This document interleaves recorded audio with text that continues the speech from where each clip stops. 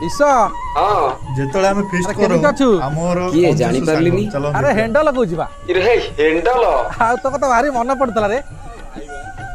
Hello wish हां किए ए गोबरा कहू बा आ गोबरा आइ केमती अछु? ए भाउज देह के दे अछि अब तो गोष्ठी गुनिया दिन भाउ जोता पचारछु नाई सांग पिला तो ए मजाक मस्ती रे कहला। आ सुनु हम फोन कोन करथलु शीत पड़िलानी हला ए सांग साथ टिके भोजी प्लान करथलु कोन कहू? हां भोजिले भलो त ना के मना गला करिया आ तू आसुनु ये चांदा केते टका ना करछो?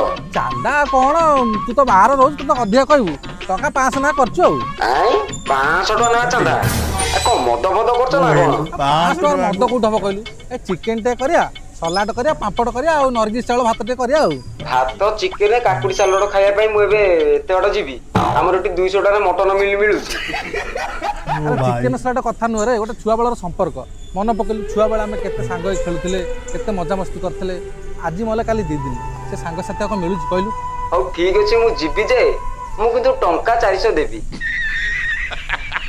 हौ सुनु तू 400 टका दे आ हला हौ कंजूस जक्काडा क्या कंजूस सांगू गोटे काम करिया चल हम रेडी रेडा करिया हला।